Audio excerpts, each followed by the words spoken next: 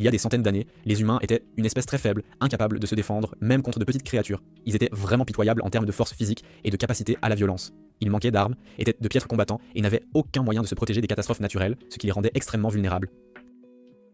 Un jour, l'humanité découvrit une race d'êtres dotés d'une force surhumaine, tellement supérieure en puissance, qu'ils furent collectivement surnommés les nobles.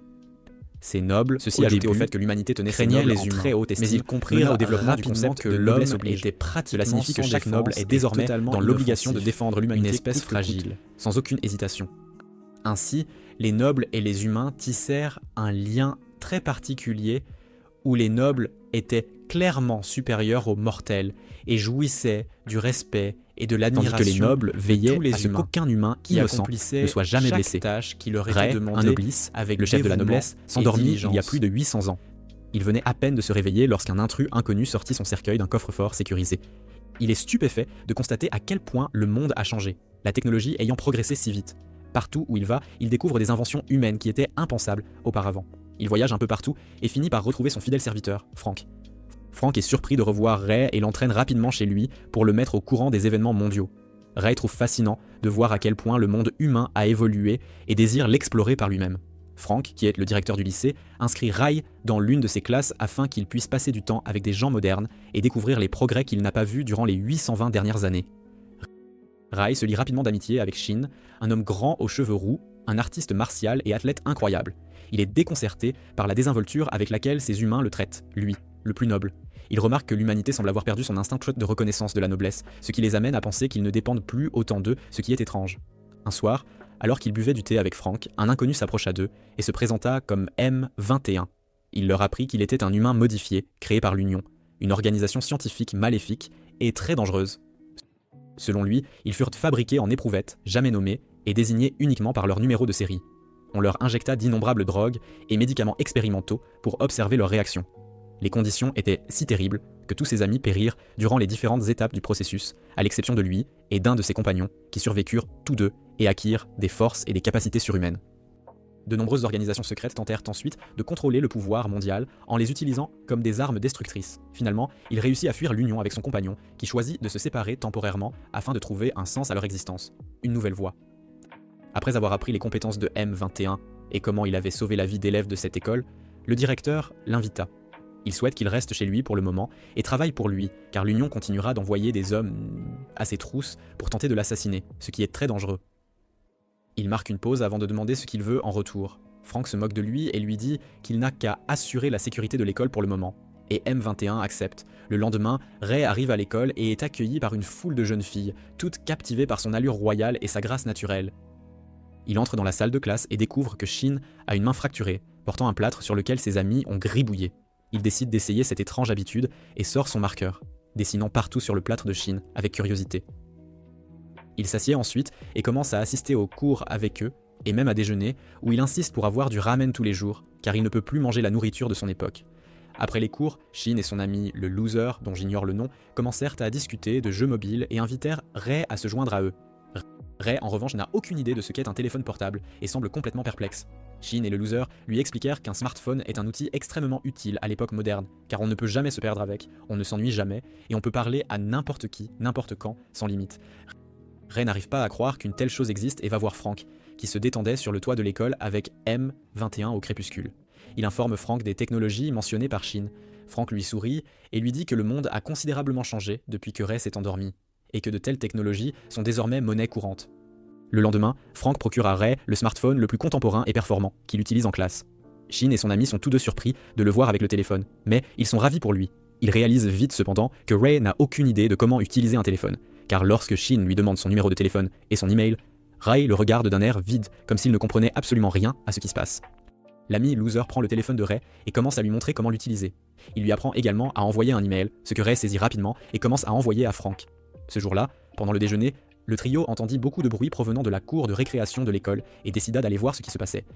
Ils remarquèrent qu'une bande de voyous en voiture avait envahi l'enceinte de l'école, harcelant les étudiantes et frappant les garçons. Ray est fasciné par cette scène, car il n'a jamais vu d'humains se quereller entre eux de toute sa vie. C'est une nouveauté pour lui. Shin intervint en courant et arrêta le coup avec sa main blessée, alors qu'un des brutes s'emparait du concierge et s'apprêtait à le frapper.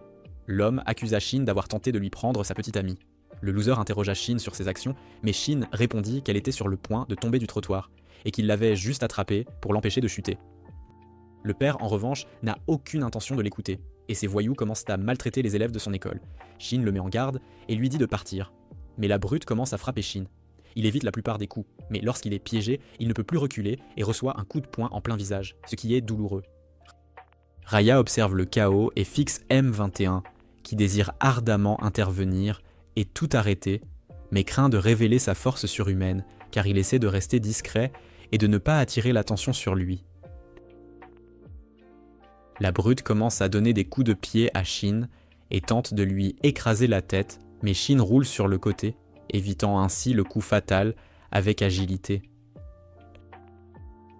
La brute tente de le frapper, mais Shin dévie tous ses coups avant de lui en asséner un directement au visage.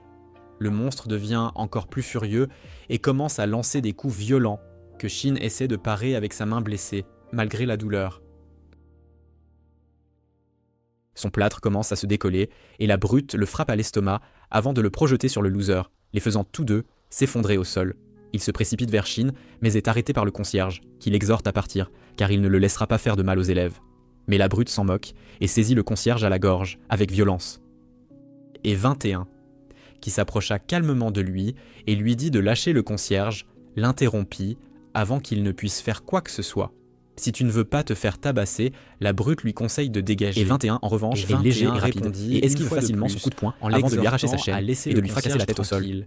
La brute essaie de lui attraper la main pour qu'il lâche prise, mais M21 est bien trop puissant, il ne peut rien faire. Il écrase ensuite la brute contre l'une des voitures et le menace de mort, l'effrayant tellement qu'il s'enfuit avec sa bande. Tout le monde applaudit M21, qui est déconcerté, car il n'est pas habitué à être félicité ou à recevoir des éloges. Ray, qui observe tout cela, retourne simplement à l'intérieur pour finir son ramen, réalisant peu à peu à quel point les humains sont devenus dangereux par rapport au passé. Le lendemain commence comme d'habitude, et Shin est en retard en classe, comme à son habitude. Le professeur entre finalement avec 2 nouveaux élèves à ses côtés. Umi prétend qu'il s'agit d'élèves transférés de Corée. Le garçon, petit et aux cheveux hérissés, se présente comme Régis, tandis que la fille se présente comme Seira, avec un sourire. Le professeur dit ensuite à Shin qu'il est de sa responsabilité de leur faire visiter toute l'école, ce à quoi il accepte à contre-cœur. Rai réalise immédiatement que ses élèves sont des nobles et non des humains pour déjeuner l'après-midi. Et même les nouveaux élèves remarquent que même ces nouveaux élèves l'aura semblent inaptes forte aux choses modernes, une aura puissante même pour un noble. Régis essaie d'utiliser des baguettes, mais échoue lamentablement, tandis que Seira décide simplement d'utiliser une cuillère, plus pratique. Plus tard ce jour-là, Shin, le loser, Régis, Seira et Rai retournèrent tous chez Frank, où ils traînaient, quand Frank entra avec M21. Il est surpris et agacé de voir Shin et son ami salir l'endroit. Shin lui dit que ni Seira ni Régis n'ont d'endroit où leur vivre en ville et demande s'il va dans la cuisine pour simplement faire la vaisselle, s'agace de nouveau, mais Ray dit que cela ne le dérange pas, ce qui force Frank à dire que cela ne le dérange pas non plus, à contre-cœur. Le lendemain, un groupe de voyous arrête Ray, Shin, le loser et Seira alors qu'ils rentraient quand chez eux. Ils encerclent tous le groupe et l'un d'eux sort même un couteau et le pointe sur Ray. Ils sont entourés par une bande de voyous et leur chef regarde Shin et lui dit qu'il va apprendre une leçon aujourd'hui. Shin dit au loser de prendre Seira et Rai et de se mettre de côté pendant qu'il jette son sac et se prépare au combat avec détermination. L'un des gars se précipite vers lui avec un coup de poing, mais Shin esquive facilement son coup tout en évitant une attaque par derrière et en le frappant au sol. Un autre essaie de le frapper avec un bâton en bois, mais Shin l'esquive aisément et lui donne un coup de genou au visage avec précision. 2 autres gars tentent de l'attaquer, mais il parvient facilement à esquiver leurs coups tout en délivrant un puissant contrepoint. Malheureusement, il commence à être submergé par un groupe d'entre eux et est attrapé par derrière par l'un des ennemis, tandis qu'un autre essaie de le frapper, le mettant en difficulté. Il parvient à se défendre. Mais encore une fois, un gars essaie de l'étrangler par derrière, incitant Rai à faire un pas pour le sauver, mais Shin lui crie de rester en arrière et utilise ses compétences en jujitsu pour projeter le grand gaillard au loin, avec force. Il continue d'être submergé et était sur le point de céder lorsque Régis et M21 arrivent sur les lieux. Régis tente d'intervenir, mais M21 l'arrête et lui dit de ne pas montrer son étrange pouvoir aux humains pour ne pas les effrayer. Régis regarde Shin et réalise qu'il n'est pas impuissant. En fait, il reprend son élan et commence à les battre tous. Régis est choqué de voir un humain se défendre et défendre les gens autour de lui, car c'était censé être le travail des nobles, mais M21 lui dit que les humains ont appris à se défendre quand le besoin s'en fait sentir. L'un des voyous essaie d'attraper le loser en otage, mais Shin lui donne un coup de pied avant qu'il n'atteigne le loser. Le chef des hooligans en a finalement eu assez et sorti une arme, la pointant sur Shin. M21 décide d'intervenir à ce moment-là contre le apparaît devant le chef, lui saisissant la main et le poussant au sol, tandis que la brute essaie de le frapper avec un tuyau en acier au dernier moment avec fureur, quand M21 lui dit que c'est suffisant, qu'il faut s'arrêter là. Shin recule et leur dit que s'ils veulent un jour se venger de lui, ils devraient l'attaquer quand il est seul. Ils commencent tous à rentrer chez eux, et Régis commente le fait que les humains sont devenus très sauvages ces dernières années. Ce à quoi M21 s'installe solennellement, tandis que Régis et M21 se chamaillent comme d'habitude. Régis déteste le fait que M21 ait renoncé à son humanité pour acquérir des pouvoirs qui est terrifiant, tandis que M21 déteste Régis de le traiter de traître à l'humanité. C'est une dispute sans fin. Ils sont tous deux interrompus par Frank, cependant, qui en a assez de ses piques-assiettes et leur dit de nettoyer le désordre qu'il crée. Seira est sa chouchoute et commence automatiquement à nettoyer, et essaie de changer de tandis sujet. Que Régis le dispute avec Frank et dit que même nettoyant, demandant pourquoi Ray ne nettoie pas, ce qui est injuste selon lui. Avec une expression neutre. Frank est terrifié par ce que Ray pourrait faire, mais à sa grande surprise, il s'approche simplement, met l'un des emballages vides dans la poubelle et s'éloigne. Frank pousse un soupir de soulagement et commence à nettoyer, le cœur léger. Le lendemain à l'école, Frank et Ray appellent M21 dans leur bureau, et Frank l'informe qu'il lui a ouvert un compte bancaire séparé. Il semble surpris et demande pourquoi il ferait une telle chose, c'est inattendu pour lui. Frank le regarde et lui dit qu'il travaille pour eux. Donc évidemment, il a besoin d'un compte bancaire, où ils lui verseront son salaire. Cela choque complètement M21, car c'est la première fois que quelqu'un lui offre un salaire comme à n'importe quelle autre arme normale, et n'avait jamais été payé de cœur et sort. C'est une première chez lui le soir, il fut arrêté par deux hommes, à l'allure menaçante. L'un est un type à l'air fou, tandis que l'autre est un gros lard qui mange une cuisse de poulet. Le type ressemblant au Joker dit à M21 qu'ils ont des affaires avec lui et l'appelle par son nom de code, ce qui est très étrange. Cela déclenche immédiatement des signaux d'alarme dans son esprit, car personne, à part l'Union, ne connaît son nom de code. Il leur demande leur identité, et il se présente comme Shark et Hammer, mais pour notre commodité, nous appellerons Hammer le gros, parce qu'il est gros, c'est plus simple. Shark révèle qu'il travaille en milieu pour la DA5, que M21 reconnaît immédiatement comme l'équipe d'opération spéciale de l'Union. Il leur demande pourquoi ils sont là, ce à quoi Shark répond qu'ils vont l'emmener avec eux, et ils finissent aussi par insulter le seul camarade vivant de M21, ce qui le met en rage. Il se met en colère immédiatement, et Shark le réalise, le provoquant encore plus. M21 devient le Wolverine et se précipite vers Shark, essayant de le frapper. Il lui marche ensuite sur la poitrine trop rapide pour lui dit qu'il n'est qu'une expérience sur ses attaques inutiles avant de lui donner à être jeté dans le ventre. Et 21 redevient le Wolverine et le frappe, mais Shark recule juste à temps, évitant le coup de peu. Puis 21 se repositionne, mais Shark ne lui laisse pas le temps de reprendre son souffle et se précipite sur lui avec un couteau. Et 21 bloque à peine la première attaque, mais Shark insiste, rendant sa défense de plus en plus difficile, le mettant en grande difficulté. Il réalise que Shark est bien plus fort que lui, et si cela continue, il n'a aucune chance de survivre à tout cela. Shark parvient finalement à percer sa défense et le coupe aux épaules et aux jambes avant de lui asséner une attaque spéciale qui inflige d'innombrables entailles à son corps, le faisant saigner abondamment. Il recule et tombe à genoux, essayant de reprendre son souffle, tandis que le gros l'appelle par derrière, disant à Shark de ne pas le tuer. Shark, cependant, commence à avancer, mais s'arrête lorsqu'il voit Seira et Régis derrière M21, ce qui le surprend. Il regarde derrière lui et est choqué de les voir tous les deux. Il leur dit de partir immédiatement et qu'ils n'auraient jamais dû être là. Régis, cependant, est confiant en ses capacités et commence à provoquer Shark verbalement, avec audace. Cela l'agace et il essaie d'attaquer Régis, mais M21 s'interpose, encaissant le coup et sauvant Régis. Régis, cependant, s'en moque toujours et recommence à parler, mais cette fois, M21 lui crie de se taire, ce qui le surprend énormément. Shark avance, mais est arrêté à mi-chemin lorsqu'un homme atterrit derrière M21 et dit à Shark de s'arrêter. Il regarde derrière lui et réalise que l'homme est Krantz, le chef de la DA5, une figure imposante. Il dit à Shark de reculer car ils le veulent vivant et dit à M21 qu'il vient avec eux. M21 accepte de les suivre sans plus de résistance s'il laisse Régis et Seira partir indemnes, ce que le chef lui promet avant de l'escorter au loin sans un mot de plus. Régis et Seira retournent chez Frank, mais lorsqu'on l'interroge sur M21, Régis hausse simplement les épaules.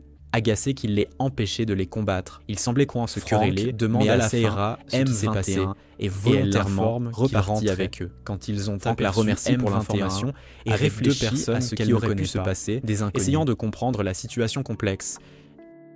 Il sait que les personnes dont Seira parle doivent être des membres de l'Union, mais il ignore si M21 est parti avec eux pour sauver Régis et Seira, ou s'il était en réalité un espion envoyé pour obtenir des informations sur Ray, et qu'une fois sa mission accomplie, il est simplement retourné à sa base. M21 est emmené dans leur planque, où il est battu par Shark pour lui soutirer des informations. Krantz, cependant, lui dit d'arrêter et demande à M21 de simplement leur dire ce qui est arrivé au cercueil qu'il était chargé de récupérer, c'est la question principale. Quand il refuse de répondre, Krantz lui demande s'il a reçu l'ordre du Yumin de garder le silence. Cela fait réaliser à M21 qu'il ne semble pas savoir qu'il a trahi le Yumin et libéré le Nobilis du cercueil, c'est une information cruciale. Shark recommence à le frapper, disant que sa mission n'a plus d'importance pour l'instant car la mission de la DA5 est prioritaire. Et 21 réalise qu'il pourrait utiliser cette situation à son avantage et décide de les faire patienter, de gagner du temps. Il leur dit qu'il ne leur donnera des informations que s'ils sont prêts à conclure un accord. Krantz le regarde et lui dit qu'il n'est pas en position de négocier, et s'il le souhaite, il peut simplement utiliser le sérum de vérité créé par l'Union sur lui, sans hésitation. M21 lui sourit simplement et lui dit que le sérum de vérité agira sur lui, et qu'il mourra avant de leur donner les informations qu'il désire. La seule issue est de conclure un accord avec lui. Krantz demande ce qu'il veut, et il répond qu'il a besoin d'informations sur tous ses camarades morts, à M24 également, c'est sa condition. Krantz lui dit qu'il ne peut pas conclure cet accord car il n'a lui-même aucune information à leur sujet, et 21 cependant, connaît les membres de la DA5 et lui dit qu'ils ont un hacker dans leur équipe et que pirater le système de l'Union devrait être un jeu d'enfant pour lui. Une tâche facile. Le hacker, nommé Tal, sourit de derrière et lui dit qu'il a effectivement raison. Krantz lui dit qu'ils ont un accord et lui demande les informations, mais il leur répond qu'il a faim et veut manger d'abord, essayant de gagner le plus de temps possible avec ruse. Shark s'énerve contre lui et sort un couteau, le menaçant, mais M21 ne se laisse pas intimider et lui dit que s'il le tue, il ira à l'encontre des ordres directs de Krantz et perdra toute information qu'il aurait pu obtenir de lui. À ce moment-là, un homme aux cheveux longs arrive avec To et dit à Shark de reculer. Shark décharge sa frustration sur son coéquipier et reproche à l'homme aux cheveux longs d'être trop tendre. Il le réprimande pour avoir laissé la femme et les enfants en vie alors que leur mission était de nettoyer la zone. L'homme aux cheveux longs lui dit qu'il ne leur faisait aucun mal. Et c'est pourquoi il les a laissés vivre. Mais Shark révèle qu'après le départ de l'homme aux cheveux longs, il a fini par tous les tuer. De toute façon, cela provoque une réaction de l'homme aux cheveux longs, que je vais appeler Pony désormais, à cause de sa queue de cheval. Alors Pony sort son arme, et la pointe sur Shark, mais Tay saute rapidement et lui attrape le bras, lui disant de ne rien faire de stupide. Shark passe simplement devant lui, lui disant qu'il obtiendra les informations de M21 d'une manière ou d'une autre. De l'autre côté, Régis rentre de l'école avec Shin et le loser quand il aperçoit soudainement Shark et Fatty au loin, debout sur un bâtiment. Shin se retourne pour lui parler, mais Régis disparaît complètement et retrouve Shark et Fatty dans un parc abandonné. Shark salue sa bravoure mais lui dit que c'est extrêmement stupide, mais en retour, Régis lui lance des insultes massives, ce qui pousse Shark à lui lancer son couteau. Régis attrape facilement le couteau en plein vol et dit à Shark qu'un faible comme lui ne peut rien faire. Shark s'énerve, se précipite vers lui avec ses couteaux et tente de l'attaquer. Mais Régis parvient facilement à esquiver ses attaques tout en reculant et utilise soudainement sa compétence qui fait que tout son corps se fige. Régis tente de porter un coup direct, mais Shark parvient à le bloquer partiellement, ne lui causant qu'une égratignure au visage. Il tente de l'attaquer à nouveau, mais Régis utilise encore un arrêt temporel avant d'essayer de le frapper. Mais cette fois, Shark parvient aussi à esquiver l'attaque de justesse, sauvant ses organes vitaux. Ils s'affrontent à nouveau, mais Fatty lance un tas de petits explosifs, ce qui les force tous les deux à reculer. Il lance une pilule à Shark et lui dit de ne pas prendre Régis à la légère. Shark met la pilule dans sa bouche à contre-cœur, et soudain ses muscles commencent à grossir, et son aura change complètement. Sa vitesse devient absurdement rapide, car en un clin d'œil, il apparaît derrière Régis et tente de l'attaquer. Mais Régis recule d'un bond. À sa surprise, cependant, Shark apparaît de nouveau derrière lui et esquive quand Régis essaie de lui porter un coup de poing. Il essaie de lancer un couteau sur Régis à nouveau, mais celui-ci le bloque facilement, avant d'essayer d'utiliser sa compétence spéciale, qui ne fonctionne pas cette fois. Shark se moque de lui, et lui dit que son astuce ne marchera plus sur lui avant de le railler. Cela met Régis en colère, et avant même qu'il ne puisse réagir, il apparaît derrière Shark et le frappe dans la colonne vertébrale, faisant hurler Shark de douleur, car il ne s'attendait pas à ce que Régis soit si puissant. Il serait mort, mais Régis s'arrête en plein milieu, car Fatty attire l'attention sur lui et montre les corps inconscients de Shin et du loser par terre, lui disant de venir avec eux en silence. Régis obtempère à contre-cœur et est capturé par eux. Dans la planque, M21 est emmené dans une pièce différente, où il est choqué de voir Régis, Shin et le loser allongés par terre, tandis que Shark menace de les tuer s'ils ne parlent pas. De retour chez Frank, Sierra s'approche de Frank et Ray, les informant que quelque chose est arrivé à Régis. Elle explique qu'elle et Régis ont une très faible connexion neurale l'un avec l'autre, que tous deux peuvent dû ressentir. Selon elle, elle ne se perd que lorsque l'un d'eux est inconscient, ou meurt, ce qui signifie que Régis est soit inconscient, soit mort en ce moment. Elle les remercie de leur hospitalité et leur dit qu'elle va retrouver Régis. Frank dit à Ray que Shin lui a envoyé un email disant que lui et son ami le loser venaient aussi jouer à des jeux, mais maintenant qu'il a essayé de les contacter, aucun d'eux ne répondait non plus. Cela pousse Ray à se lever et lui et Frank commencent à suivre Sierra. De retour à la planque, Régis se réveille enfin pour se voir entouré par les membres de la faction DA5. Shark dit à M21 de révéler toute information qu'il possède pendant qu'il met un couteau à la gorge de Régis, mais M21 détourne le visage, affirmant que Régis n'est qu'un gamin insupportable dont ils se fichent et qu'ils sont libres de faire ce qu'ils veulent. Régis, cependant, est aussi insolent que d'habitude et recommence à insulter Shark, ce qui se traduit par un coup de pied rapide au visage. Finalement, Shin se réveille aussi et est choqué de se voir entouré par ces hommes, mais immédiatement son attention se porte sur son ami le loser inconscient. Il essaie de le réveiller, et alors qu'il se réveille, Shin regarde autour de lui et aperçoit Régis malmené et M21 debout au loin. Il demande à M21 ce qui se passe, mais celui-ci ne répond pas. Régis cependant intervient en disant que M21 a échangé son humanité contre le pouvoir, donc on ne peut pas attendre grand-chose de lui de toute façon. Lui et le loser sont très confus par cela et essaient de parler à M21, mais il refuse de répondre. Shark soulève Shin en le saisissant par le col et lui met un couteau sous la gorge, essayant d'obtenir une réponse de M21. Mais celui-ci ne bouge pas, affirmant qu'il ne connaît les enfants que comme de simples lycéens qui fréquentaient l'école où il était affecté. Shark s'énerve à cela et donne un coup de pied à Shin au sol avant de lui piétiner la tête. Pony lui dit de se calmer, mais Shark lui dit de se taire car ils ne leur sont d'aucune utilité de toute façon, donc peu importe qu'ils vivent ou meurent. Il ajoute qu'il vaudrait mieux qu'ils meurent parce qu'ils les ont vus maintenant. Tao, cependant, lui dit d'arrêter, affirmant qu'une éruption cutanée ou des drogues devraient suffire à effacer leurs souvenirs et qu'ils n'auront pas à tuer ses enfants. Mais Krantz intervient, disant que les enfants devront mourir faisant taire Pony et Tao. Shark est heureux d'entendre cela et repousse Tao pour se diriger vers le loser, mais Shin lui attrape les jambes et ne lâche pas. Il se débarrasse de Shin et décide de tuer le loser, mais Régis saute entre eux, toujours entravé par la menotte spéciale qui bloque ses pouvoirs. Shark lui dit de s'écarter, mais Régis, comme d'habitude, finit par provoquer Shark, le mettant en colère à nouveau, ce qui se traduit par un gros coup de poing au visage de Régis. Il se dirige à nouveau vers lui et le prend par les cheveux. Mais avant qu'il ne puisse le blesser, Shin décide qu'il en a assez et saute pour attaquer Shark. Shark pense que Shin est comme n'importe quel autre lycéen et décide de simplement le repousser d'un coup de poing, mais il esquive son coup et lui en porte un sur le visage. Shark lâche Régis au sol et se tourne vers Shin, lui saisissant les deux mains puis la gorge avant de commencer à l'étrangler à mort. Le loser court immédiatement vers lui et lui attrape le bras, essayant de le faire lâcher prise, le suppliant de ne pas le tuer, allant même jusqu'à lui mordre les mains pour tenter de l'arrêter. Mais Shark s'en fiche et continue d'étrangler Shin au point que son corps devient mou et qu'il perd connaissance. Régis ne peut que regarder à cause de ses menottes, mais soudain, M21 décide que trop c'est trop et court vers Shark, redevenant Wolverine, et lui lacère le bras droit, le forçant à lâcher Shin, lui sauvant la vie. De l'autre côté, Sierra est arrivée à la planque et se dirige vers l'entrée, où son chemin est bloqué par Fatty, qui lui demande ce qu'elle fait ici, avec un sourire hideux. Sierra lui dit calmement de s'écarter, mais Fatty réalise qu'elle est l'une des nobles aux pouvoirs spéciaux, et lui lance immédiatement un tas de bombes, tout en reculant simultanément. Il sourit en pensant qu'il a blessé Sierra, mais à mesure que la poussière se dissipe, il voit sa silhouette et ressent une douleur intense dans son torse, constatant que son torse a été lacéré par Sierra sans même qu'il s'en rende compte. Il décide que ce n'est pas un bon endroit pour se battre et lui lance d'autres bombes avant de disparaître. Ray et Frank la suivent également, mais au lieu de passer par l'entrée principale, ils atterrissent sur le toit comme des boss de Touhou. Ils sont accueillis par un pony qui les attendait. Il leur demande la raison de leur présence, et Frank, comme le mec le plus cool de tous les temps, dit à Ray d'y aller car il le rejoindra plus tard avant de manifester de l'énergie sombre autour de ses poings et d'attaquer notre pony. Pony cependant ne doit pas être pris à la légère car il porte une mallette entière pour sa défense et bloque son coup de poing avant d'attaquer Frank, qui esquive également, et ils finissent par échanger leur position de départ.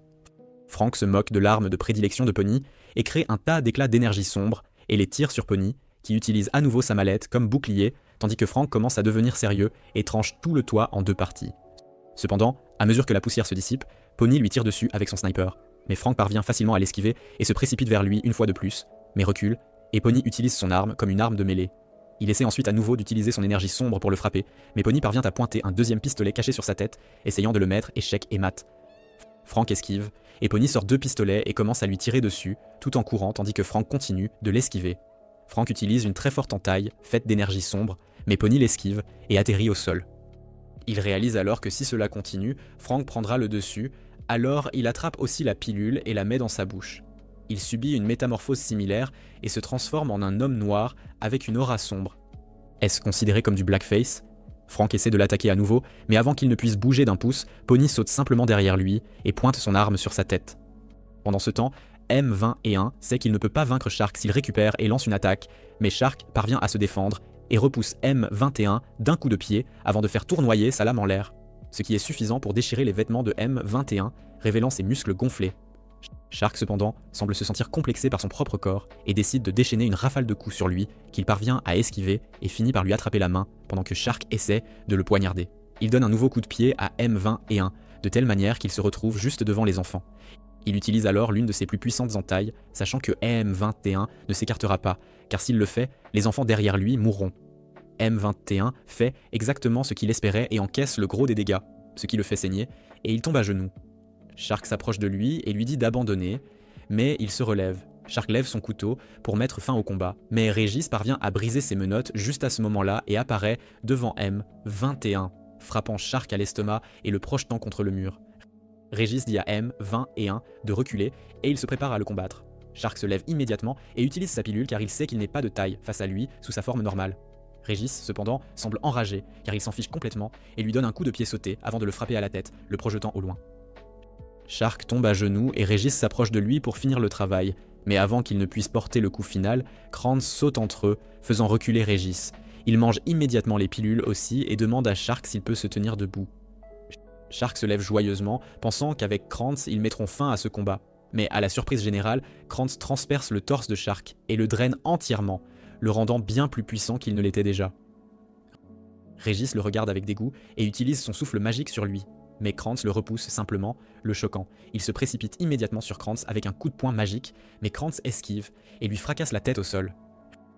Régis est étendu au sol, mais Krantz en a eu assez et il commence à se diriger vers M21. Mais Régis n'a pas encore fini, et il se relève une fois de plus pour charger un autre souffle magique sur Krantz. Il reste là, haletant, mais à mesure que la poussière se dissipe, il est horrifié de voir que Krantz est complètement indemne, et il se précipite immédiatement vers Régis et lui donne un uppercut si puissant qu'il s'écrase au plafond et perd connaissance. Il recommence à marcher vers M21, mais s'arrête pour voir une figure mystérieuse marcher vers lui, qui s'avère être le mec cool Ray. Sur le toit, Pony tient Frank en joue, et Frank se demande s'il doit ou non libérer ses véritables pouvoirs, car Ray lui a dit de ne pas libérer ses véritables pouvoirs sans son consentement. Mais il réalise aussi que s'il n'utilise pas son pouvoir latent, il pourrait perdre ce duel, mais pour lui, suivre l'ordre de son maître est plus important. Pony, cependant, a fini par utiliser les mauvais mots au mauvais moment en disant à Frank qu'après l'avoir tué, il tuerait cet idiot qui est entré. Cela met Frank en rage, et il est entouré d'une aura sombre, qui commence même à brûler l'arme que Pony avait dans les mains. Il recule rapidement, confus par ce qui se passait, mais Frank lui dit que la plus grande erreur qu'il ait faite jusqu'à présent dans toute sa vie a été de dénigrer son maître, Ray. Au moment où il contrôle sa colère, il a déjà libéré ses véritables pouvoirs. Il blâme Pony pour cela, et lui dit qu'il devra aussi payer pour ça. Un gigantesque tourbillon d'énergie sombre enveloppe le ciel, rendant tout violet, puis avec la vitesse de l'éclair, une lance faite d'énergie sombre transperce le corps de Pony, le clouant au sol.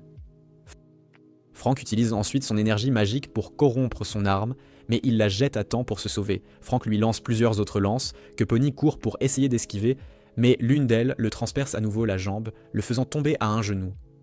Frank s'approche de lui et se moque de lui pour avoir parlé en grand, mais être super faible. Cela provoque Pony et il essaie de tirer sur Frank, mais instantanément, une autre lance le transperce le bras, l'arrêtant. Frank en a finalement assez et crée un tas de lances d'énergie dans l'air et les tire sur Pony. Il reçoit cependant un dernier élan d'inspiration et parvient à dévier les lances, reculant, puis pointe l'arme sur Frank et lui tire dessus. Frank cependant ne bouge même pas et laisse la balle s'approcher de lui. Mais à la surprise de Pony, les balles s'arrêtent dès qu'elles s'approchent de son visage et tombent. Frank utilise ensuite une explosion d'énergie sombre qui blesse gravement Pony et le fait crier de douleur. Pony cependant est fait d'un matériau vraiment résistant et finit quand même par sauter par-dessus Frank, lui tirant au visage. Frank se retourne pour montrer qu'une des balles lui a effleuré le visage, laissant une petite trace de sang sur sa joue. Frank regarde Pony et lui demande pourquoi il se bat encore si bravement alors qu'il n'y a aucun moyen qu'il puisse gagner. Mais Pony l'ignore et se précipite vers lui une fois de plus, tandis que Frank lui tire un tas de lames magiques qu'il parvient à esquiver et apparaît derrière Frank pointant à nouveau une arme sur sa tête, mais Frank utilise simplement son énergie magique pour saisir tout le corps de Pony, corps lui arrachant l'arme des mains. Il révèle alors son véritable pouvoir et un autre immense nuage d'énergie sombre se forme au-dessus d'eux alors qu'il les convertit tous en d'innombrables lances et les tire toutes sur Pony tout en le maintenant en place, ne lui laissant aucune échappatoire. Pony est transpercé par les lances et ses pouvoirs s'estompent entièrement alors qu'il retrouve son état normal et tombe au sol. Sierra arrive également sur les lieux et observe Frank se diriger vers Pony, tombé, prêt à mettre fin à sa misère. Sierra, qui est très gentille, demande à Frank s'il va vraiment tuer Pony, ce à quoi il répond par l'affirmative. Mais avant qu'il ne puisse le tuer, Pony a regardé Sierra et lui a dit que les enfants étaient en danger en bas et qu'il devrait vite se dépêcher d'y aller pour les sauver. Il lui a aussi demandé de s'excuser de sa part auprès des enfants pour les avoir mis en danger. Cette démonstration soudaine d'attention envers les enfants le fait reconsidérer et Frank décide de ne pas le tuer. Sierra retourne à l'intérieur et en traversant l'étage supérieur, finit par rencontrer à nouveau Fatty qui a pris la pilule et est gonflé à bloc, tenant un lance-roquette entier dans ses mains. Il lui tire un projectile, mais elle le dévie simplement avec ses mains avant d'invoquer sa seule arme, qui est une faux. Fatty lui tire à nouveau un obus. Mais cette fois, elle riposte en utilisant sa faux et fend le projectile en deux tout en coupant Fatty en deux gros morceaux. Au rez-de-chaussée, Ray entre dans la pièce et se dirige droit vers Krantz. Krantz le regarde et lui demande qui il est, mais Ray réplique en demandant qui diable lui a donné la permission de parler. Krantz est stupéfait par cette déclaration, mais avant qu'il ne puisse dire quoi que ce soit, une lourdeur soudaine se fait sentir dans l'air et soudain, lui et Tao sont cloués au sol par une quantité extraordinaire de gravité, qui est l'un des nombreux pouvoirs que Ray possède. Krantz essaie de bouger, mais Ray lui demande à nouveau si quelqu'un lui a donné la permission de bouger, et il lui écrase le visage au sol, sans même le toucher. Krantz parvient d'une manière ou d'une autre à s'en sortir et tranche dans l'air, ce qui détruit les piliers derrière Ray, mais lui-même reste indemne. Krantz sort ses lames jumelles et défie Ray en duel. Il saute vers Ray et l'attaque avec l'une des lames. L'attaque est si puissante que presque toute la zone s'effondre et la poussière est partout. Shin et les autres ont peur pour Ray, car ils n'ont toujours aucune idée de sa véritable force. Cependant, à mesure que la poussière se dissipe, ils réalisent que Ray a simplement pu arrêter complètement l'attaque de Krantz en lui attrapant la main, puis en prononçant simplement le mot, ce qui a eu pour résultat que Krantz a été projeté contre les murs. Krantz sort de la crevasse et réalise que même après avoir déjà absorbé Shark, il n'est toujours pas de taille face à ce garçon. Alors il crie à Tao de courir vers lui et d'utiliser ses pilules afin que Krantz puisse l'absorber aussi. Tout le monde lui dit de ne pas y aller, mais Tao sait qu'il a aussi un devoir à accomplir. Il s'approche de Krantz, prêt à prendre la pilule, mais Krantz est si impatient qu'il lui tient la tête en l'air et lui dit ensuite de manger rapidement la pilule. Le loser se sent vraiment mal pour Tao, car il essayait d'aider les enfants depuis le début et était gentil avec eux. Il supplierait de le sauver car c'est une bonne personne, mais Krantz dit à Tao de se transformer rapidement et menace ensuite de tuer le loser en premier. Cela a suffi à enrager Tao, qui utilise sa magie pour enrouler des cordes autour du cou de Krantz, le repoussant et saute vers le côté de notre groupe, affirmant qu'il ne le soutiendra jamais pour avoir blessé des enfants. Mais un Krantz en colère a une super vitesse et parvient à atteindre Tao très facilement, lui saisissant le visage une fois de plus, et était sur le point de lui porter un coup de poing puissant qui le tuerait. Mais il est arrêté par Ray, qui prononce simplement le mot « stop », et cela suffit à immobiliser le corps vide de Krantz. Ray est si cool qu'après cela, il s'approche du loser et lui demande pourquoi il l'a supplié de sauver la vie de To. Le loser semble confus et s'excuse, mais Ray lui dit qu'ils sont amis et qu'il peut simplement lui demander de l'aide. Il se tourne ensuite vers Krantz et décide de mettre fin au combat. Il lève la main et soudain, chaque goutte de sang dans la pièce commence à tourbillonner autour de sa tête. Cela choque totalement même Régis, qui remarque que seuls les nobles pouvaient faire ce genre de magie. Krantz essaie d'esquiver le sang qui éclabousse autour de lui, mais il réalise que si cela continue, il finira par perdre, alors il décide de se précipiter vers Ray. Mais il est prêt et utilise sa magie pour le repousser avant d'utiliser tout le sang de la zone pour déchiqueter complètement Krantz, au point qu'il est effacé de l'existence. La bataille est terminée, et finalement ils rentrent tous chez eux. Et 21 et Pony sont soignés et retrouvent la santé. Pendant ce temps, Frank s'excuse d'avoir libéré ses pouvoirs sans demander son consentement, mais Ray lui assure qu'il lui fait entièrement confiance et qu'il sait que s'il a rompu sa promesse, c'est qu'il y avait forcément une raison impérieuse qui ne lui laissait absolument aucun autre choix. Frank est ravi d'entendre que son maître lui fait une telle confiance. Il lui sourit avant de se diriger vers la table à manger pour prendre son petit déjeuner. Après le repas, 21 surprend Pony et Tao en train de discuter de leur désir de quitter l'Union et de simuler leur mort, car ils n'ont absolument aucun autre endroit où aller. 21 entend cela et se dirige vers Frank avant qu'il ne puisse partir, s'inclinant devant lui, le suppliant de laisser ces deux-là rester avec lui, car il sait que l'Union les trouvera et les tuera sinon. Frank lui sourit et lui dit qu'il n'a pas à le supplier pour quoi que ce soit, car c'est aussi sa maison. Et bien sûr, ils peuvent rester ici, car ils peuvent également être utilisés comme des atouts importants. Shin et Loser sont enfin assez forts pour retourner à l'école après avoir été entièrement soignés chez Frank. Ils franchissent tous deux les portes de l'école et y trouvent Tao et Pony, vêtus d'un uniforme de sécurité, aux côtés de 21. Grâce à leurs vêtements stylés et leur allure déterminée, ils sont assaillis par les filles de tous les côtés, comme s'ils étaient un groupe de K-pop. Shin est jaloux car pas une seule fille ne lui accorde la moindre attention. Alors que dès que Ray entre dans l'école, accompagné de Régis et Sarah, toutes les filles commencent également à s'extasier devant lui.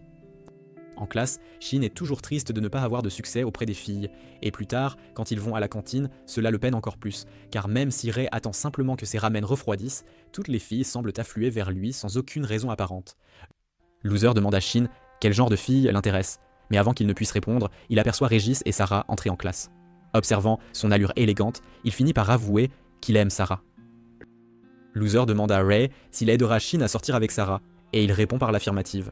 Après cela, ils se dirigent tous vers le couloir, derrière Sarah, où ils trouvent toutes les filles regroupées autour des 3 gardes de sécurité, ce qui rend Shin encore plus triste. Ils se retrouvent tous derrière l'école, où Loser explique que Shin veut sortir avec une fille, mais ne sait pas comment s'y prendre, car il n'a jamais fait ça auparavant. Les 3 hommes tentent de s'enfuir, car eux-mêmes ne semblent pas avoir beaucoup d'expérience en la matière non plus, mais ils sont tous arrêtés par Shin et Loser, qui les supplient de les aider. Tao décide d'ouvrir Bing, le meilleur navigateur jamais créé, et commence à consulter des articles Wikow sur la manière d'obtenir un maximum de Riz, tandis que Pony décide d'enseigner à Shin la méthode à l'ancienne, mais finit par être embarrassé. Finalement, après avoir perdu tout espoir, ils se rendent chez Frank, qui leur raconte fièrement ses exploits et comment il avait tellement de Riz que même s'il respirait, les filles autour de lui devenaient folles. Il leur dit que s'il veut sortir avec Sarah, il devrait apprendre ce qu'elle aime et ce qu'elle n'aime pas. Cela leur semble une excellente idée, et ils finissent par aller voir Régis pour l'interroger sur Sarah. Mais il répond qu'il ne sait rien d'elle car ils se parlent à peine. Ils ne travaillent ensemble que par obligation, et à part cela, il n'a aucun intérêt à la connaître. Il commence à s'éloigner quand 21 le provoque en disant qu'il n'a probablement jamais eu de succès avec les filles, ni même senti l'odeur d'une femme. Cela met Régis en colère, qui lui répond qu'il est très populaire auprès des filles, et qu'il n'a rien à prouver avant de s'éloigner. Il est cependant de nouveau arrêté par 21, qui se moque de lui, car ils sont toujours à couteau tiré. C'est alors que Rai finit par ordonner à Régis d'aider Shin, et il s'agenouille immédiatement et accepte. Plus tard, ils se rendent tous à la bibliothèque où ils demandent à Shin d'écrire une lettre d'amour à Sarah, mais cet idiot dyslexique n'a aucune idée de comment écrire quoi que ce soit qui ne soit pas un gribouillage insensé. Il finit par en avoir marre et s'en va, froissant le papier et le jetant. Ensuite, ils décident de jouer sur les points forts de Shin, à savoir son athlétisme. Ils organisent un match de basket après avoir divisé les équipes afin que Shin puisse avoir l'air cool en jouant de manière incroyable et que les autres le laissent en quelque sorte gagner. Le match commence et le ballon finit par aller vers Ray, qui n'a jamais joué à ce jeu auparavant. Il attrape simplement le ballon avec une aura extrêmement menaçante l'entourant. Mais au lieu de dribbler ou de passer, il marche simplement vers eux, ce qui est une faute, et le jeu recommence. Shin parvient à mettre la main sur le ballon et tente de tirer au panier, mais il rate son coup et l'ami Loser le passe à nouveau vers Ray, qui esquive simplement le ballon avec élégance sans même bouger. Le ballon va vers Régis, mais au lieu de le passer à Shin, cet idiot compétitif finit par foncer devant eux, et quand Tao essaie de lui prendre le ballon, il lui montre simplement ses compétences de niveau NBA et le fait de tomber. Il essaie de marquer un panier, mais est arrêté par 21, qui s'engage alors dans une bataille compétitive acharnée avec lui, où tous deux essaient constamment de se surpasser. Tao décide d'intervenir et lance le ballon vers Shin, mais 21 finit par récupérer le ballon et marque un panier pour son équipe. Cela enflamme Régis et les esprits compétitifs montent en flèche et ils continuent tous deux à tirer au panier l'un après l'autre. Finalement, le ballon revient à Ray qui le tire vers la fin avec une vitesse si incroyable que personne n'ose le bloquer alors qu'il se dirige vers Shin. Shin s'empare du ballon et décide de ne pas gâcher cette occasion en courant vers le panier, mais juste avant qu'il ne puisse marquer, Pony finit par intercepter le ballon à la surprise générale et tire un 3 points, assurant la victoire à son équipe, ne se souvenant que plus tard que ce match était censé mettre Shin en valeur. Shin et Loser sont assis devant l'école, car ils ne pensent pas que quoi que ce soit puisse être fait maintenant. Régis et Sarah arrivent tous deux sur les lieux, et Régis lui dit qu'il est convoqué chez Frank et s'éloigne, tandis que Sarah attend derrière et lui tend un papier froissé qui s'avère être une lettre d'amour qu'il essayait d'écrire. Apparemment, Ray a fini par donner la lettre à Sarah, et elle dit à Shin qu'elle l'aime le plus quand il est lui-même, et ils marchent tous ensemble vers la maison de Frank. Ils arrivent tous chez Frank, où l'atmosphère semble être un peu sérieuse. Quand Loser demande ce qui se passe, Frank répond qu'ils vont effacer leurs souvenirs, les surprenant complètement. Shin crie au mensonge, affirmant qu'il n'existe rien de tel qu'un effaceur de mémoire, mais Frank réplique qu'ils ont déjà réécrit leur mémoire 2 fois auparavant, car l'existence de nobles et de surhumains comme 21, Tao et Pony ne peut pas devenir une connaissance humaine. Ils essaient tous deux de s'y opposer, mais même Rai affirme que c'est ainsi que cela doit être, et commence à siroter son thé. Ils finissent tous deux par accepter, et Rai utilise ses capacités spéciales pour réécrire leurs souvenirs et efface toutes les mémoires des événements surnaturels qui ont eu lieu. Le lendemain, alors que Tao, 21 et Pony se trouvaient près des portes principales de l'école, un vieil homme inconnu, entièrement vêtu de blanc, s'approche de l'école et tente de passer devant eux. Les 3 hommes l'interpellent et lui demandent une pièce d'identité, mais l'homme leur dit simplement de reculer tout en émettant une aura très puissante autour de lui. Avant qu'ils ne puissent pas y faire quoi que ce soit, cependant, Régis et Sarah apparaissent tous deux devant eux, s'agenouillant, tandis que le vieil homme demande à Régis « Pourquoi ces misérables humains se mettent-ils en travers de leur chemin ?» Régis essaie de parler, mais est interrompu par le vieil homme qui le réprimande pour avoir oublié qu'il avait une capacité. Soudain, Frank arrive par derrière et s'adresse au vieil homme en l'appelant Gage, tandis que le vieil homme est choqué de voir Frank ici. Il ramène Gage chez lui, où Gage demande si Sarah et Régis vivent avec ces humains, et est horrifié quand Frank répond par l'affirmative, car c'est sa maison, et il peut décider qui y vit et qui n'y vit pas. Gage entre dans la pièce où il trouve Ray assis tranquillement, sirotant du thé. Gage lui demande s'il a un quelconque souvenir des 800 dernières années, mais il répond qu'il était plongé dans un profond sommeil. Gage affirme que Syrah et Régis ont tous deux été envoyés ici pour enquêter sur le cercueil de Ray, car les choses à Leucodinia, l'endroit où résident tous les nobles, ont grandement changé. Lorsque Rai est entré dans son sommeil éternel, de nombreux grands seigneurs et même le précédent souverain l'ont suivi et sont entrés dans un profond sommeil. Chez les nobles, un sommeil éternel est synonyme de mort. Et parce que Rai était la raison pour laquelle l'autre seigneur est fondamentalement mort, la nouvelle souveraine, qui est la fille du précédent souverain, a jugé Rai comme un traître et veut le tuer. Gage affirme que le manteau des chefs de clan est tombé sur la jeune génération et leur dit que même Sarah est l'une des chefs de clan. Frank se moque du pays, qui était autrefois si puissant, mais qui est maintenant réduit à néant. Il demande à Ray s'il voudrait retourner à Leucdonia, mais Ray sirote simplement son thé et répond qu'il restera ici encore un certain temps. Kiji et Frank commencent à parler quand Gage répond qu'il ne fait toujours pas confiance à Frank à cause de ce qu'il a fait il y a si longtemps, quand il était connu comme le chasseur de nobles. Nous voyons un flashback où Frank torture certains nobles de rang inférieur pour obtenir plus d'informations d'eux à l'intérieur de son donjon. Les nobles semblent choqués de voir un humain en possession d'un pouvoir si immense, mais Frank affirme simplement qu'il est là pour s'assurer que les nobles ne pensent pas pouvoir faire tout ce qu'ils veulent, juste parce qu'ils sont puissants. Il sort du donjon et ressent une énorme explosion alors qu'un groupe de nobles a pénétré dans son manoir. Il court dehors, tandis que les nobles sont juste derrière lui, le coinçant finalement au bord d'une falaise. Ils lui disent d'arrêter de résister et de venir avec eux au château, mais il refuse en se moquant d'eux et utilise ses pouvoirs mystiques pour anéantir tout le groupe d'un seul coup. Au moment où il en a fini avec toutes ces petites frappes, 2 des chefs de clan apparaissent devant lui. L'un d'eux est Gage et l'autre s'appelle Ragar. Ils l'encerclent et lui disent qu'il doit les suivre jusqu'au château où le seigneur l'attend. Mais Frank utilise simplement une explosion d'énergie que Ragar parvient à esquiver. Ragar dit à Gage d'attendre derrière car il va s'occuper de Frank seul et avance avant de lui asséner un uppercut rapide que Frank parvient heureusement à bloquer, mais l'impact le projette tout de même en l'air. Frank utilise ses capacités obscures pour envoyer 1 millier de lances vers Ragar, mais il parvient à les esquiver et les lances finissent par traverser un rocher entier. Ils s'engagent tous deux dans un combat au corps à corps, une fois de plus, et arrivent à une impasse avant que Frank ne le repousse, forçant Ragar à sortir une arme magique de son derrière. Gage semble surpris que Frank soit assez fort pour que Ragar soit obligé d'utiliser son arme anale, mais Frank ne transpire pas, car il s'attendait à ce qu'il sorte une arme tôt ou tard. Frank, cependant, lui rit au nez, lui disant que son arme anale sent la merde, avant d'invoquer sa propre lance sombre du ciel, surprenant à la fois Gage et Ragar. Gage commente que l'arme est presque aussi puissante que l'arme anale de Raver, et lui dit de faire attention avant que le combat ne commence. Frank tranche l'air avec son arme, forçant les 2 nobles à esquiver alors que les montagnes derrière eux sont coupées en morceaux.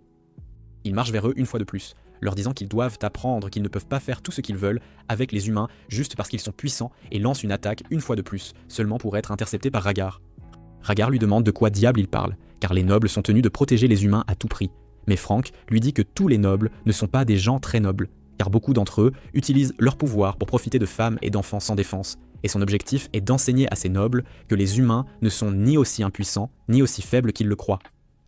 Il libère encore plus de ses pouvoirs latents, repoussant les 2 nobles, mais l'arme commence à prendre le contrôle de son corps, le rendant fou.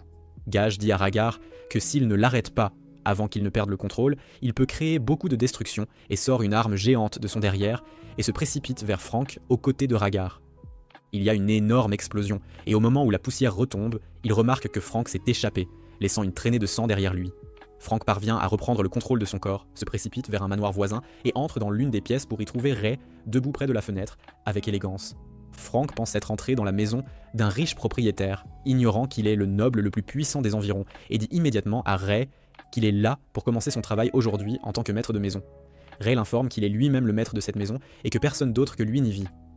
Soudain, la porte s'ouvre à nouveau avant que Gage et Rhaegar n'entrent dans la pièce, s'inclinant immédiatement devant Ray, s'excusant de leur comportement impoli, avant de lui dire que le seigneur des nobles leur a ordonné de capturer et de lui ramener cet homme. Ray les regarde, puis regarde Frank blessé, avant d'utiliser sa magie pour transformer sa chemise et son pantalon en l'uniforme approprié d'un majordome, et dit à Rhaegar et Gage que désormais, Frank travaille pour lui, et qu'il ne veut pas qu'il rende visite au seigneur pour l'instant. Gage et Rhaegar s'inclinent à nouveau, et promettent de transmettre cette information au seigneur. 5 ans se sont écoulés depuis, et Rhaegar s'entraîne régulièrement avec Frank pour lui apprendre à mieux contrôler son énergie, mais à chaque fois, Frank finit par perdre s'il n'utilise pas toute sa force, et chaque fois qu'il l'utilise, il perd le contrôle. Gage conseille à Rhaegar une fois de plus de laisser le seigneur rencontrer Frank, car cela fait déjà 5 ans, et finalement, Rhaegar accepte et ordonne à Frank de rencontrer le seigneur une fois. Frank est escorté jusqu'aux appartements du seigneur, où il est entouré d'un groupe de nobles qui le méprisent. Le seigneur semble très impressionné par Frank car, selon lui, Ray ne laisse personne l'approcher et ne rencontre jamais personne en raison de sa grande réserve. Il est très surprenant qu'il laisse Frank être avec lui pendant si longtemps, ce qui le rend même jaloux du lien qu'il a cultivé. Frank le regarde et lui dit qu'aucun des nobles n'a jamais vraiment essayé de mieux connaître Ray, et c'est la raison pour laquelle il n'aime personne d'autre. Le seigneur rit et lui demande pourquoi il ne crée pas un pacte de sang avec Ray, ce à quoi Frank répond qu'il a toujours sa dignité d'humain et ne veut pas lier sa vie à la servitude d'un noble. Le seigneur lui dit que s'il crée un pacte de sang, il pourra vivre aussi longtemps que Ray vivra, mais Frank semble toujours camper sur ses positions, affirmant qu'il ne fera pas de pacte de sitôt. L'un des nobles aux cheveux roux prend la parole, disant au seigneur qu'il ne peut pas laisser cet homme créer un pacte de sang avec Ray, car il a tué d'innombrables nobles auparavant, mais le seigneur répond que le bonheur de Ray passe avant toute autre chose pour lui. En retournant dans les couloirs, il finit par rencontrer Gage et lui demande s'il aimerait s'entraîner avec lui, mais Gage refuse. Frank était sur le point de repartir quand le noble aux cheveux roux, accompagné de certains de ses acolytes, l'a approché et le rouquin a accepté de s'entraîner avec lui. Frank et le rouquin entrent tous deux dans une arène et leur bataille commence. Le rouquin semble avoir le dessus car il continue de dominer Frank à chaque attaque qu'il lance et parvient finalement à le faire s'agenouiller, mais Frank se relève et invoque sa lance sombre. Le rouquin l'attaque une fois de plus, mais cette fois, Frank parvient à se défendre. Mais le rouquin augmente son intensité et parvient finalement à le pousser contre un rocher. Frank se met en colère contre lui et finit par utiliser toute sa puissance avec la lance, mais finit par perdre le contrôle de lui-même et devient fou. Il poignarde l'œil du rouquin avant que Gage et Rhaegar n'interviennent, se plaçant devant le rouquin, lui disant de reculer car il n'est pas de taille face à Frank pour l'instant. Frank, sous sa forme berserk, utilise une énorme explosion magique qui est soudainement arrêtée par Ray et le seigneur lui-même. Ray marche vers Frank alors qu'il utilise une autre puissante explosion, mais Ray parvient à l'arrêter facilement, mais se fait égratigner la joue. Il utilise sa magie du sang pour créer une tornade autour d'eux, alors que Frank se précipite avec sa lance, mais Ray la bloque simplement d'une main avant de toucher Frank sur la joue, le ramenant à la normale. Frank se réveille enfin dans le lit de Ray et s'habille rapidement avant d'aller rencontrer Ray, qui lui demande une tasse de thé. En préparant le thé, cependant, Frank utilise un couteau pour se couper et verse quelques gouttes de sang dans le thé, avant de le remettre à Ray, qui le boit et finit par former un lien de sang à vie avec Frank. Avance rapide jusqu'à aujourd'hui, Frank dit à Gage que Ray ne veut pas retourner à Lugdonia pour l'instant, car il est très heureux ici. Il est entouré d'amis et explore le monde qu'il n'a jamais su exister. Gage pousse un grand soupir et lui dit qu'il retournera au royaume et devra faire rapport au seigneur actuel sur ces événements, mais il permet à Syra et Régis de rester ici un peu plus longtemps, et s'en va. Quelques jours plus tard, alors que le trio patrouillait le périmètre, ils ont soudain l'impression que quelqu'un a contrôlé mentalement un groupe d'étudiants, car ils commencent à agir étrangement. Ray, Régis et Syra ressentent également la présence d'un autre noble, mais avant que Ray ne puisse bouger, Régis propose d'y aller à sa place et descend vers le sol. Le trio affronte finalement l'envahisseur, qui s'avère être un jeune noble qui semble confus quant à la raison pour laquelle le trio n'a pas été affecté par son contrôle mental. Et avant qu'aucun d'eux ne puisse même réagir, il apparaît derrière 21 et le poignarde dans le dos à main nue et recule avant que Tao ne puisse attaquer. 21 tombe immédiatement au sol, tandis que le jeune garçon a l'air dégoûté par la tache de sang sur ses mains et s'essuie avec un mouchoir. Avant qu'il ne puisse faire plus de dégâts, Régis et Syrah arrivent tous deux, lui disant d'arrêter. Le jeune garçon, nommé Raël, se retourne et semble fou de joie en voyant Sarah, et lui demande si elle a réfléchi à sa proposition de l'épouser, mais Sarah ne répond pas. Il lui dit qu'il a été libéré de son confinement aujourd'hui même, depuis le moment où son frère aîné l'a enfermé dans une pièce parce qu'il avait détruit toute une zone lorsque Sarah l'avait rejeté. Régis essaie de répliquer, mais Raël lui saisit immédiatement la gorge et menace de l'étrangler, avant que Sarah ne lui dise de le laisser partir, et il rejette Régis comme une poupée de chiffon, surprenant à la fois Pony et Tao, car Régis lui-même est un être incroyablement puissant. Il regarde Sarah, attendant une réponse, mais Sarah le rejette simplement à nouveau, et avant qu'il ne puisse menacer qui que ce soit d'autre, elle lui dit que s'il ne part pas, elle contactera son frère aîné une fois de plus. Raël décide de partir pour l'instant, mais avant de s'en aller, il menace la vie de Régis si Sarah ne vient pas à lui et s'enfuit. Tao et Pony commencent tous deux à s'occuper de 21, car il a perdu connaissance et est dans un état fatal après avoir reçu une blessure si profonde. Il est emmené chez Frank, où il est maintenu dans une capsule de survie spéciale, tout en étant constamment surveillé. Tao et Pony racontent tout l'incident à Ray et Frank, qui semblent perplexes face à ce nouveau problème. Frank emmène Tao et Pony pour un examen médical. Après des scanners complets, il leur dit qu'ils vont bien. Tous deux sont profondément attristés par le fait que ce jeune homme ait pu blesser mortellement leurs camarades, alors qu'eux-mêmes n'ont rien pu faire pour l'aider. Frank les regarde et leur dit que ce garçon est un noble de sang pur, d'un clan très puissant, et qu'aucun d'eux n'avait la moindre chance. Mais ils sont toujours tristes et lui demandent comment devenir plus forts, ne voulant plus voir leurs camarades blessés à l'avenir. Frank leur sourit et leur dit qu'il verra ce qu'il peut faire avant de s'éloigner. Pendant que Ray buvait du thé, il sent soudain la présence de Sarah s'estomper, alors qu'elle s'enfuit pour rencontrer Raël seul. Il se lève et sort, où il trouve Frank, agenouillé, lui disant qu'il s'occupera de Raël et que Ray n'a pas besoin de faire le moindre effort pour cela. Ray lui dit qu'actuellement, Raël est bien plus fort que Frank ou n'importe qui d'autre dans leur maison, mais Frank insiste toujours pour qu'il le laisse s'occuper de Raël. Ray finit par l'écouter, mais avant de le laisser partir, il retire le sceau qu'il avait placé sur Frank afin qu'il puisse désormais utiliser tout son potentiel sans aucun problème. Frank arrive au sommet du bâtiment juste à temps, car après avoir été rejeté par Siro une fois de plus, Raël était sur le point de l'attaquer. Mais Frank utilise ses lances de magie noire pour lui bloquer le passage, le forçant à reculer. Frank s'approche de lui et lui demande la raison de sa venue dans ce pays, mais Raël ne l'écoute pas et se précipite immédiatement pour l'attaquer. Cependant, ses coups sauvages sont inefficaces, car il traverse Frank sans lui infliger le moindre dégât. Frank lui dit qu'il a commis une très grave erreur en blessant M21, car il était sous sa protection, et que maintenant, Raël devra en répondre. Après avoir dit cela, il commence à utiliser son énergie sombre et lui lance une volée de lances, mais Raël parvient à les esquiver et recule. Frank poursuit et continue d'attaquer Raël, tandis que celui-ci tente de fuir à toute vitesse, mais il est choqué de voir que Frank, un simple humain, est capable d'égaler sa vitesse, tout en lui lançant des lances. Finalement, Raël décide de se diviser en 3 images de lui-même et attaque Frank simultanément, mais Frank couvre simplement ses environs d'une multitude de pointes de magie noire qui empalent le jeune noble, le blessant gravement. Raël finit par utiliser toute sa puissance et sort des armes de son derrière avant d'attaquer Frank, qui ne bouge même pas et encaisse le coup de plein fouet, se faisant couper près des 2 épaules. Mais à la surprise de Raël, il se met simplement à rire, car selon lui, le combat devenait ennuyeux. Frank invoque sa lance sombre, et les deux s'affrontent de front. Frank lance des pointes obscures vers Raël, mais celui-ci se divise simplement en plusieurs images. Mais encore une fois, Frank parvient à repousser les fausses copies avec ses pointes sombres, tandis que Raël utilise son arme anale pour fendre l'air, causant de nombreux dégâts au bâtiment derrière Frank. Il continue de frapper Frank, tandis que celui-ci esquive et recule jusqu'à ce que Régis arrive et intervienne avec sa propre explosion de puissance. Après cela, Sarah bondit pour tenter de le frapper avec sa faux, mais Raël esquive, choqué par le comportement de Sarah. Il demande à Sarah si elle le déteste vraiment à ce point, et elle lui répond qu'elle ne veut plus jamais voir son visage. Cela l'enrage, et il sort un parchemin, qui lui a été donné par l'actuel souverain des nobles, et par ordre du seigneur, il ordonne à Sarah de le suivre, et de comparaître devant le souverain elle-même. Puisqu'il s'agissait d'un ordre royal, Sarah est incapable de refuser et le suit, disparaissant dans le ciel nocturne. Régis et Frank retournent tous deux chez lui, où Frank raconte à Ray les événements et ils décident de se rendre eux-mêmes à Leucodinia.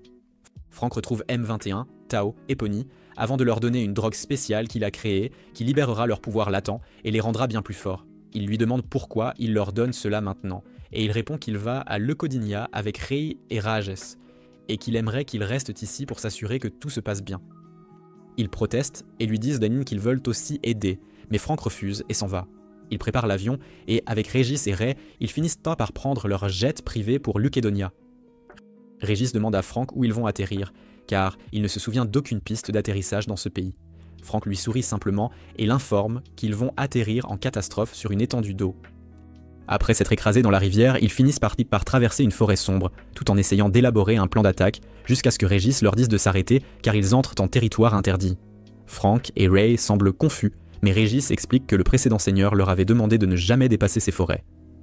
Franck rit simplement et lui dit que le manoir de Ray est situé au bout de cette forêt, et qu'il ne voulait personne se mêlant de sa vie. C'est pourquoi le souverain a dit à tout le monde de ne jamais y marcher. Ils entrent alors finalement dans le manoir, mais Ray sent une forte aura venant de l'intérieur. Alors Franck dit à Régis de veiller ici pendant qu'ils entrent pour inspecter. Ray et Franck traversent dans les couloirs familiers jusqu'à une porte gigantesque et ils l'ouvrent pour voir une épée magnifique et colossale trônant au sommet d'un superbe escalier. Franck la reconnaît immédiatement comme l'unique arme du seigneur, tandis que Ray semble la considérer comme une simple formalité et décide de retourner dans l'une des pièces. Pendant ce temps, Raj finit par entendre des bruits provenant de la jungle et sort pour enquêter, seulement pour découvrir un groupe de nobles de rang inférieur fouillant les forêts à la recherche des occupants de l'avion écrasé. Il couvre rapidement son visage d'un masque et descend sur eux, les assommant un par un, mais il est submergé par leur grand nombre quand soudain, plusieurs d'entre eux sont abattus et tués par Tao, Pony et M21, qui se cachent étonnamment au sommet des arbres. Ray les emmène tous auprès de Ray et Franck, où il révèle qu'ils se sont cachés à l'intérieur de l'avion parce qu'ils voulaient aider Ray et Franck dans ce qu'ils faisaient. Ray les regarde avec un sourire et leur dit qu'il avait de toute façon un tas de chambres vides, donc ça ne le dérange pas vraiment. Il décide de se diviser en équipes afin que Ray puisse atteindre le palais du chef actuel sans aucun délai. Ray et Franck marchent ensemble vers le château, tandis que Régis et M21 couronnent côte à côte, à la fois rivaux et camarades, pour se débarrasser de tous les ennemis en chemin. M21 et Régis sont tous deux couverts et informés par Tao et Pony, qui se cachent parmi les arbres, prêts à affronter tout problème qu'ils pourraient rencontrer. Alors qu'ils courent à travers les forêts, ils aperçoivent soudain une lumière dans le ciel, et nul autre que Raël lui-même descend du ciel, furieux contre Raj de les avoir suivis ici. Il leur dit à tous deux de partir sur le champ, mais évidemment, il refuse à tous les deux, se tenant avec défi sur son chemin. D'autre part, Sarah, qui avait été envoyée dans l'une des cellules comme prisonnière, s'est échappée et court vers la chambre du seigneur pour l'empêcher d'exécuter Gage pour trahison. Elle est cependant arrêtée par une femme aux cheveux roux qui lui bloque le passage et lui dit de retourner dans sa cellule. Et si elle le fait, elle n'alertera pas le seigneur de ses méfaits, mais Syria refuse. La femme rouge la frappe immédiatement avec l'une de ses décharges magiques, mais au milieu de la fumée montante, Syria la frappe en retour avec l'une de ses propres attaques qu'elle esquive rapidement.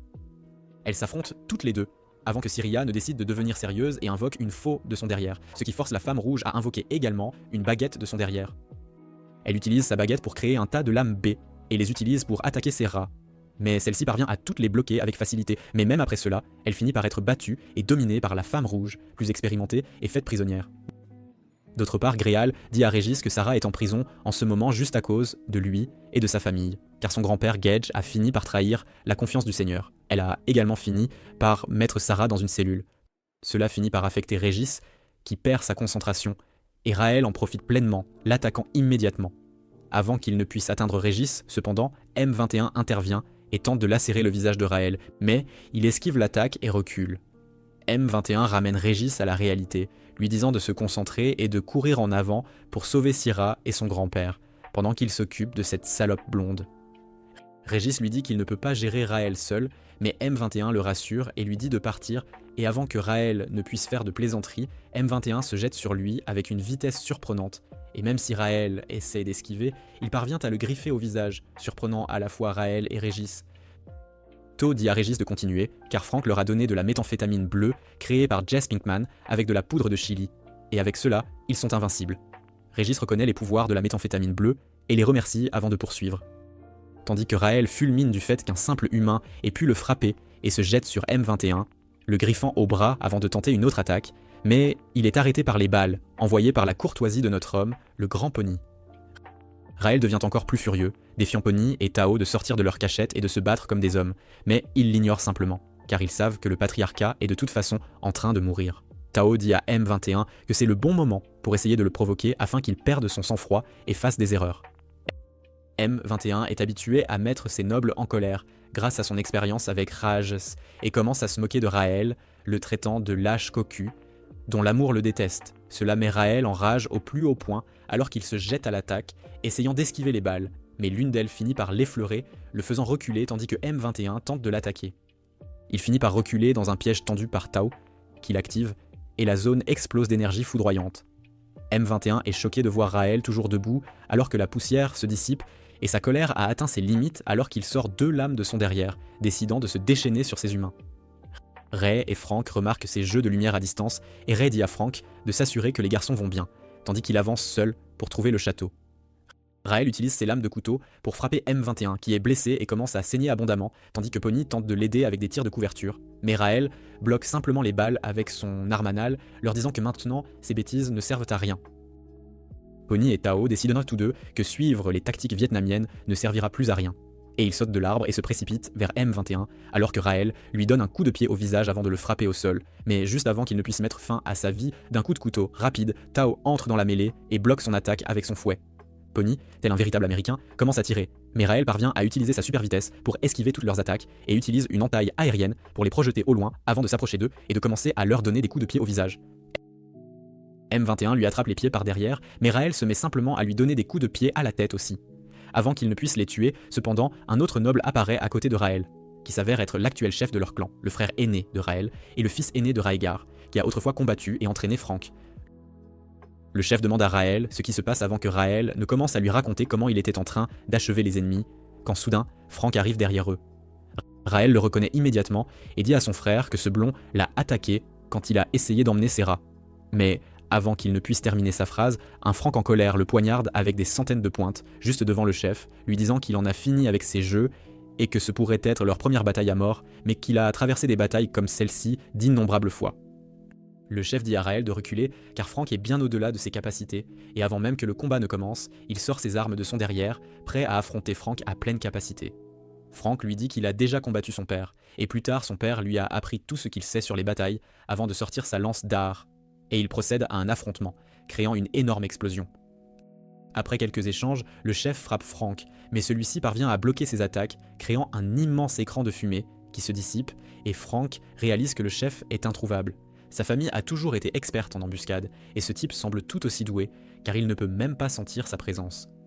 Le chef attaque Frank depuis sa position cachée, ce qui le griffe mais lui donne aussi la direction générale du frère aîné de Raël, et il saute en l'air avant de lancer les 1000 pointes partout, et tranche à travers la jungle pour révéler le chef qui saute en l'air pour se sauver.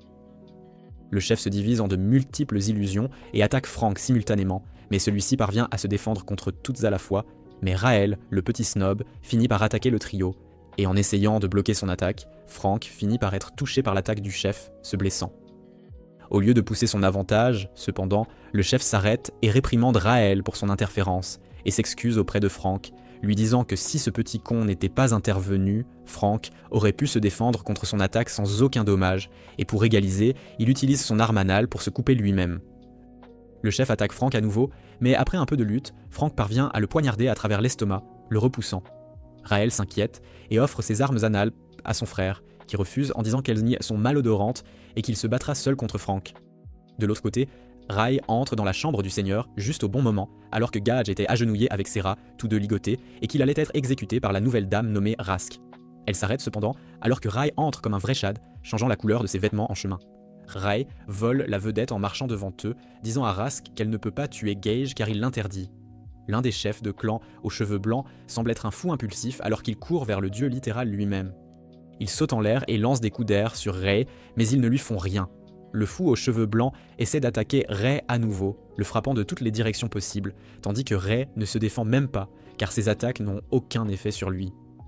Finalement, il arrête ses attaques et utilise sa magie pour simplement le projeter au loin.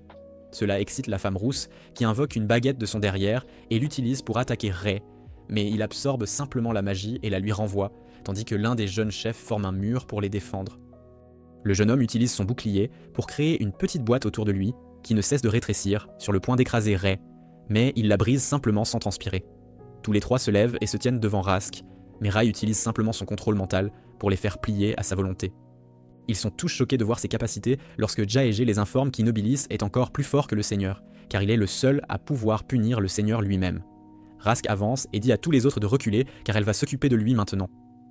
Elle sort son épée et attaque Rai avec, qui bloque simplement sa magie et utilise une magie de son cru, que Rask esquive avant d'essayer de le frapper, de plein fouet avec l'épée, mais Rai l'arrête simplement avec sa main et la repousse contre le mur.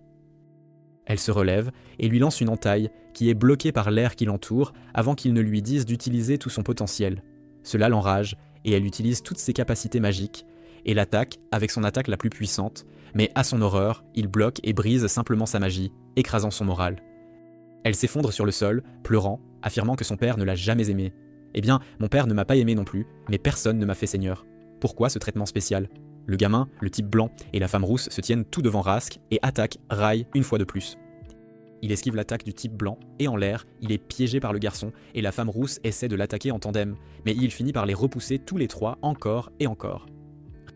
Rai utilise finalement sa capacité spéciale pour les anéantir tous, mais dans un élan d'inspiration, Rask finit par intervenir et utilise à nouveau sa compétence ultime, neutralisant l'attaque de Rai et le griffant même à la joue, et il commence à tomber au sol, épuisé, mais est rattrapé par Frank lui-même. Le combat cesse, et Rai sort une épée de son derrière, qui ressemble beaucoup à celle de Rask, et ces deux épées se combinent, et une fée émerge de l'épée, qui s'avère être le père de Rask. Quel drôle de type. Son père lui dit que Rai n'est pas celui qui l'a tué, car il voulait que le jeu lui-même et un groupe d'autres anciens dirigeants ouvrent la voie à la jeune génération pour prendre les rênes et rendre l'Amérique à nouveau grande. Il a laissé Gija derrière lui exprès afin qu'il puisse guider tous les jeunes à diriger correctement la noblesse vers un avenir meilleur. Mais quelque part en chemin, la jalousie de Rask a pris le dessus, et elle a commencé à blâmer Rai pour tout, et à ses côtés, tous les autres nobles l'ont également blâmé. Gage termine la conversation en disant qu'il a fait confiance à Rai pour s'occuper de Rask et qu'il l'aimera toujours avant de disparaître. Gage la regarde et s'excuse de lui avoir caché la vérité car il en avait reçu l'ordre de son père. Avant qu'elle ne puisse dire quoi que ce soit, l'un des chefs de clan arrive avec Régis en main et il le jette devant elle, disant qu'il a quelque chose à dire. Régis se prosterne devant elle et lui dit que son grand-père n'est pas un traître, et si elle veut l'exécuter, elle devrait l'exécuter aussi. Mais Rask serre simplement le vieil homme dans ses bras, disant qu'elle était désolée et que c'était sa faute. Il semble que tout se soit résolu à l'amiable, car le trio aux côtés de Frank, Rai, Raj et Sarah retournent au Japon, recommençant leur vie de personnes normales, vivant parmi les humains et cachant leur capacité surnaturelle à